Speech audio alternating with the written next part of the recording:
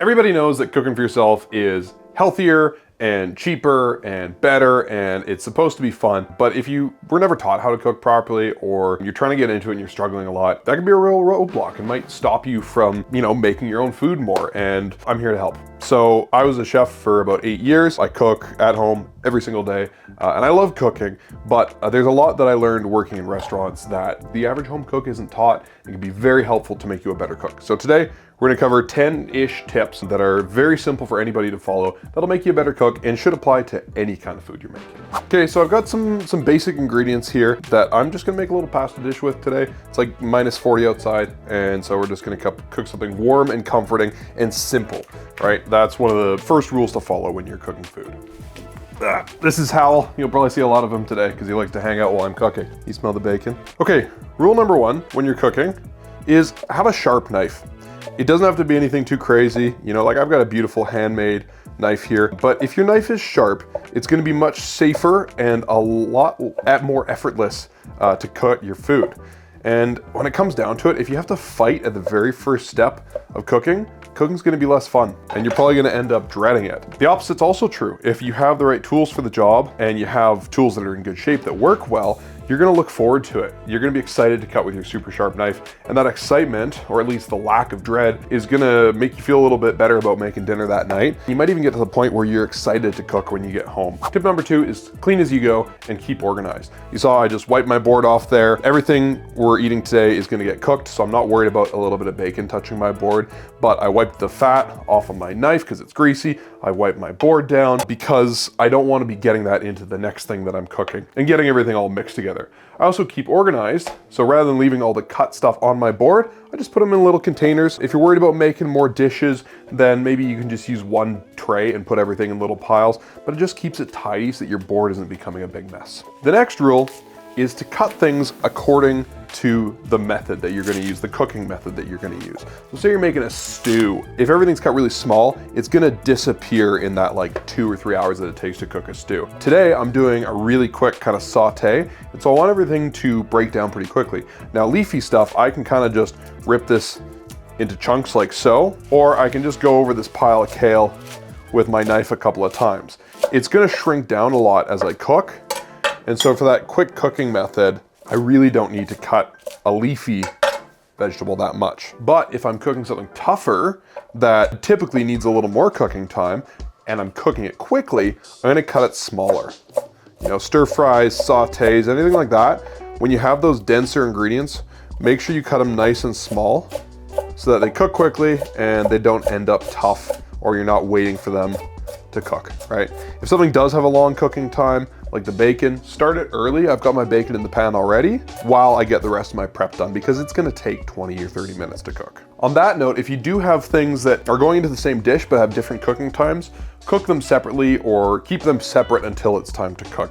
These kale stems cook much more slowly than the kale leaves, so I'm gonna keep them separate and I'm gonna start them ahead of time when I do my cook. I think one of the parts of cooking that intimidates people is the cutting technique, especially if they're cooking a dish they haven't cooked before and there might be some skills involved. So try not to fear it. If your knife isn't sharp, get it sharpened, and then try to use that recipe or that cooking time as inspiration to practice your knife skills and to improve your technique.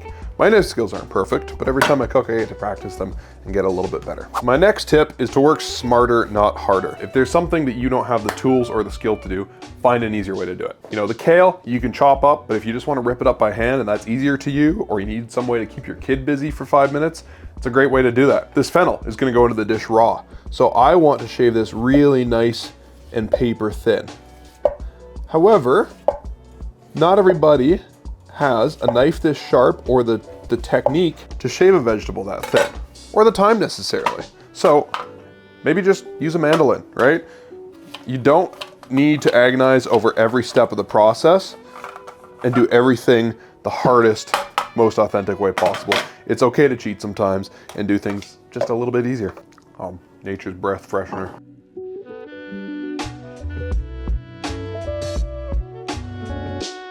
Okay, tip number, whatever number we're on, is always preheat your pans. except when you shouldn't. Let me explain. When you put food into a pan, it's gonna bring the temperature of the pan down a lot. And if you put food into a cold pan and then heat it up, it's gonna take way longer for the pan to get hot. Now, I'm sure we all know browning, caramelization basically equals flavor. And so if you put things in a cold pan and it heats up slowly, it's gonna be cooked before it starts to brown, and you're gonna end up with less flavor. So you want a hot pan so that when you throw things into the pan, it's hot right away, the temperature doesn't drop too much, and things caramelize nicely. When I'm cooking meat or even sauteing, stir frying vegetables, I always preheat the pan, then I put in my oil, and then I put in the ingredients. The exception is something that you want to get nice and crispy and render out some fat. So bacon is a good example. Maybe you have a chicken breast and you want to render the fat out and get crispy skin.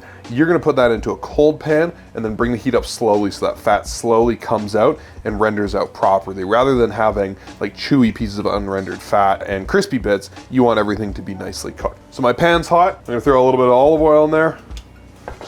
Some people say you shouldn't use olive oil for high heat cooking. I don't care. I am just gonna get it nice and hot. And then I'm gonna throw in my kale stems.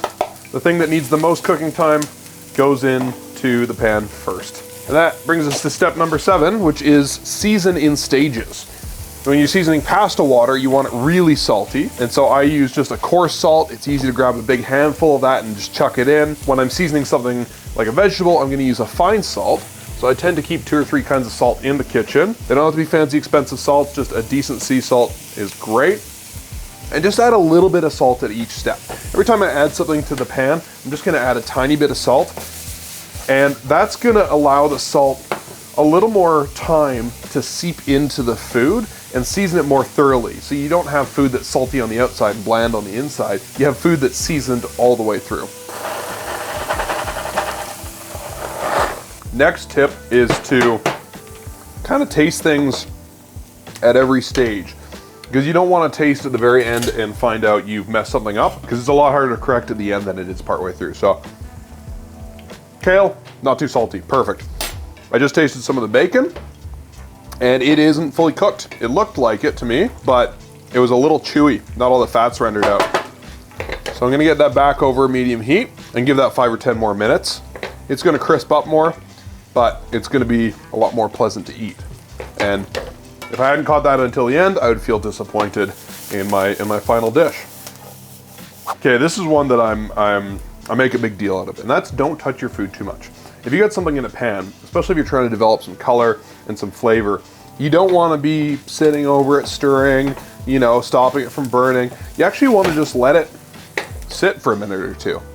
If your pan's screaming hot, sure, you want to move it, but even with a stir fry where you've got a crazy hot wok, you still want to let it settle in the bottom of the wok for a minute so the temperature can come back up and the vegetables or whatever it is can develop a bit of color and flavor. So it's okay to just watch it and let it sit. Pay attention to it, right? Like make sure it's not burning, but you don't need to be, just like jostling it the whole time. It's going to turn out better if you don't stir it too much. All right, my kale stems are looking nice and cooked. They're tender. Gonna throw a little more oil in my pan because oil is delicious. Okay, why not? And then I'm gonna throw my kale in. Kale leaves, contrary to what I said earlier, you can actually cook for a long time. You can stew these down like collard greens and they're gonna still maintain a bit of texture. They're really nice that way, but I still like to give the stems a little extra cooking time so they're not woody or chewy. Put the lid on this guy. Like I said, season in stages. This is starting to steam. We're gonna get a little bit of salt in there and just kind of work that around a little bit. And I've got a bit of color, a bit of scorching happening on the bottom of the pan. If that's something you're uncomfortable with, you can add a little bit of water at this stage. Throwing a lid onto something to keep a bit of the moisture in there does help with that. I like that scorching, and so I'm actually gonna pull the lid off and I'm gonna turn the heat up a little bit. I find a lot of these kind of bitter green cruciferous vegetables taste even better if you scorch them a little bit. And so that's gonna add a little more earthiness to our pasta dish. I think it's gonna be great. All right, we're getting close to being done our dish here. Pasta's almost cooked. I got a few more tips for you. Save your bacon grease, or don't. If you feel like, if you like being thrifty, like I do, bacon grease makes a great substitute for just like a neutral cooking oil. It's got a little bit of bacon smoky flavor to it, but whatever. That's good in a lot of things. And so it's just a cooking oil that's basically free if you're already cooking bacon. But also, if you're not going to use that kind of thing, don't feel like you have to save it. Just chuck it out. It's fine. Bacon grease does help make really good cornbread, though. Okay, we're going to pull our sausages out of the oven here. You know, pan-fried sausages are great. I started them in the pan to get a little bit of color on them. But I find cooking in an oven, especially if you've got a convection oven, just helps get a little more heat all the way around them. And they tend to cook a little better. Now these sausages, I'm gonna brag a little bit, I made these sausages myself and they're very delicious. And if we cut into them right away, all the flavor would just burst out and it would just go everywhere. That's pretty hot. And that would be really sad because these are really delicious sausages and you don't want all those juices just spraying all over the plate and ending up there. What you want is this juice to stay inside of the sausage. So when you cook a piece of meat, even if it's something as humble as just a basic sausage, you want to let it rest for about a third of the cooking time. You want some bacon? Good boy. You want to let it rest for about a third of the cooking time, generally speaking. So these sausages, I'm gonna just let sit for 5 or 10 minutes while I finish the dish. Those juices are gonna reabsorb back into the meat and they're gonna be way juicier, way more delicious, and the sauce isn't gonna end up all over the plate. Pasta, even if I know it's not done yet, I'm just gonna taste it a few times. Again, taste at every stage of the cooking process because maybe I didn't salt the pasta water enough, or maybe I oversalted and I'm gonna need to compensate at some point. It happens to me all the time. I've got a good idea of how much salt pasta water needs, but not perfect. And so this is a chance to figure out, okay, the bacon's pretty salty, the kale's about right, the pasta's a little bit on the salty side. If I add other things to my dish at this point, I'm probably not gonna salt them. So you wanna think about balancing that out as you get to the end, to assembling your dish and bringing all those flavors together. Pasta's like 90% cooked, which is where I want it because we're gonna finish it in the pan. So I got my bacon pan coming back up because we got all this delicious fond from the bacon. That's another great tip. This guy behind the camera always reminds me of this one because I mess it up sometimes, is use the fond that's in the pan, right? If you have nice brown stuff on the pan from browning meat or vegetables, not burnt, but brown, use it. Deglaze it, add it into your sauce or whatever it is that you're cooking. A little bit of pasta water into there, and then we're just gonna give that a little bit of a scrapey scrape. Get that stuff off the bottom of the pan. We're gonna throw in our pasta. And the idea behind finishing things in the pan is that all of the flavors come together. Rather than putting something on top of the pasta, we're putting stuff into the pasta. All those flavors are combining to kind of come together, marry a little more, right? And you just tend to end up with a more cohesive dish this way. Brings me to my next tip, one of my last tips, but one I think about a lot, which is that tradition is arbitrary. If you want to make a dish because it's traditional or you're trying to pay respects to a specific culture, I think that's great. But don't cook a certain way because you feel like you have to because it's tradition. A lot of traditional food isn't as traditional as you think. You know, you take a dish that's native to a specific country, everybody in that country makes it differently. What we think of as, you know, traditional Italian food, a lot of it was just created in America in the past 100 years. So don't hamstring yourself by tradition. I find it's a great way to find a more authentic version of a recipe online rather than the Jamie Oliver version. But in my case, I'm making a fairly Italian pasta, but I'm putting miso in it because miso is delicious. It's got a lot of yummy umami flavor that's gonna go well with the other flavors. It's a good substitute, not one-to-one for Parmesan, but the kind of flavor that Parmesan brings to a dish, you're gonna get something similar from miso. There's a lot of the same molecules in there. Now remember earlier when I said work smarter, not harder? I could mince this garlic by hand with my knife, but if that is not a skill that you practice, it's kind of messy and kind of a pain in the ass. So I'm just gonna microplane a couple cloves of raw garlic right into the pan. This is gonna give you a really intense garlicky flavor, so you better like garlic, but it's gonna end up disappearing into the dish really nicely and kind of coating a little more, and it saved me having to mince garlic on my cutting board, which is kind of a pain in the ass. If you do want to get better at cooking, I'm not one to tell you have to buy products to be better at cooking, and generally you don't, but buy a microplane. They're like 20 bucks.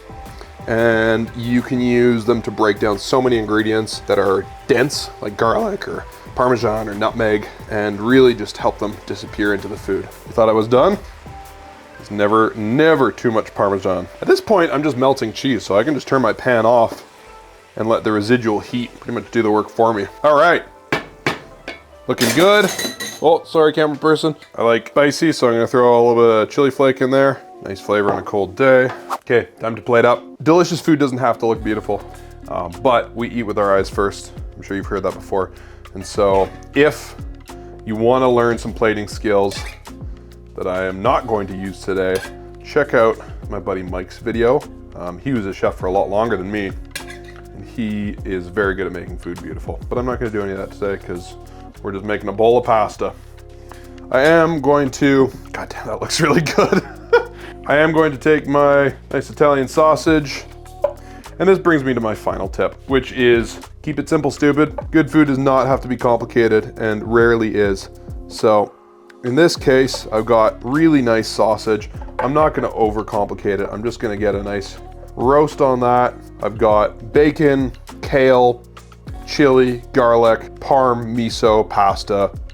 That's about it. That's all you need. I probably could have cut a third of the ingredients out of this recipe and it would just still taste just as good, right? So good food does not need to be complicated. Just keep it nice and simple. Focus on flavors that taste good together, right? Don't even need this fennel necessarily, but it is gonna bring some nice freshness to the dish, which is, you know, a bit of a heavy dish. Boom, beautiful plating. Just keep it simple, right? Focus on understanding flavors, how they work well together.